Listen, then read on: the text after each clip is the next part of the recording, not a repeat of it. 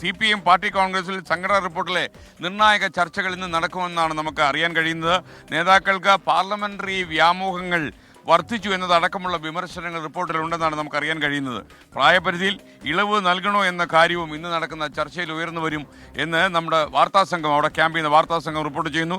മുഖ്യമന്ത്രി പിണറായി വിജയന് ഇത്തവണയും ഇളവുണ്ടായേക്കുമെന്നും സൂചന ലഭിച്ചു കഴിഞ്ഞു. മധുരയിലെ പാർട്ടി കോൺഗ്രസ് സമ്മേളന വേദിയിൽ നിന്ന് ദീപക് തർമ്മടം തത്സമയം ചേരുകയാണ്. ഗുഡ് മോർണിംഗ് ദീപക്, ബേപ്പൂരിലേക്ക് സ്വാഗതം. ദീപകിന്റെ ഈ തട്ടകത്തിൽ കിടന്നുള്ള കളിയായി നടത്തിക്കൊണ്ടിരിക്കുന്നു. കോഴിക്കോട് എത്തുമ്പോൾ അതെ എസ് കെ എൻ കോഴിക്കോട് എത്തുമ്പോൾ ഞാൻ മധുരയിലായി പോയി എന്നുള്ളതാണ് വിഷമം. പക്ഷേ എന്നാലും നമ്മുടെ പ്രധാനപ്പെട്ട വാർത്തയായതുകൊണ്ട് നമുക്ക് അതിൽ സന്തോഷിക്കാം.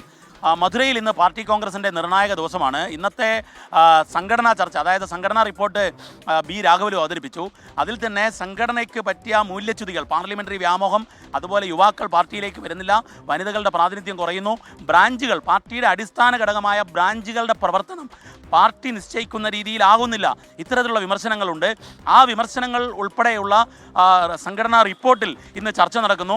മലയാളികൾ 4 പേരാണ് ഈ ചർച്ചയിൽ പങ്കെടുക്കുന്നത്. അതിൽ കേരളത്തിൻ്റെ പ്രതിനിധികളായി 3 പേർ, PK ബിജു, അതുപോലെ മന്ത്രിമാരായ മുഹമ്മദ് റിയാസും ഡോക്ടർ ആർ ബിന്ദുവും. ഇതുകൂടാതെ വിമൻ ഫ്രണ്ടിൻ്റെ പ്രതിനിധി എന്നുള്ള നിലയിൽ N സുകന്യ കൂടി. അങ്ങനെ മലയാളികൾ 4 പേർ ചർച്ചയിൽ പങ്കെടുക്കുന്നു.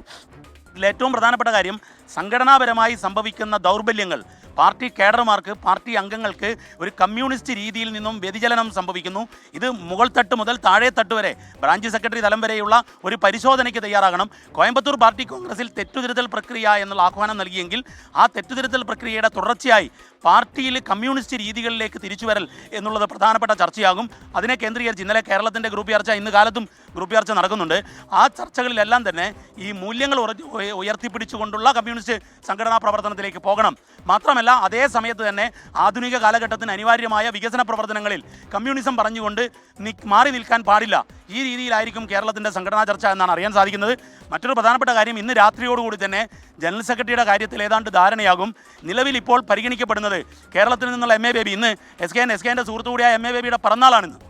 ഈ MA ബേബി കൂടാതെ പരിഗണിക്കപ്പെടുന്നത്, ഒന്ന് ഏറ്റവും പ്രധാനപ്പെട്ട കാര്യം, നീലോത്പൽ ബസു, അതായത് ബംഗാളിൽ നിന്നും ഡൽഹിയിലേക്ക് എത്തി ഡൽഹി കേന്ദ്രമായി പ്രവർത്തിക്കുന്ന നീലോത്പൽ ബസുവിൻ്റെ പേരുണ്ട്. അതുപോലെ തന്നെ അശോക് ധവളയുടെ പേര്. ഈ 3 പേരുകളാണ് പ്രധാനമായി പരിഗണിക്കുന്നത്. രാഘവലുവിൻ്റെ പേരുണ്ടെങ്കിലും ആന്ധ്ര ഘടകവും രാഘവലുവും തമ്മിലുള്ള ചില പ്രശ്നങ്ങളുടെ അടിസ്ഥാനത്തിൽ രാഘവലുവിനെ ജനറൽ സെക്രട്ടറി ആക്കാൻ സാധ്യത തീരെയില്ല SKN.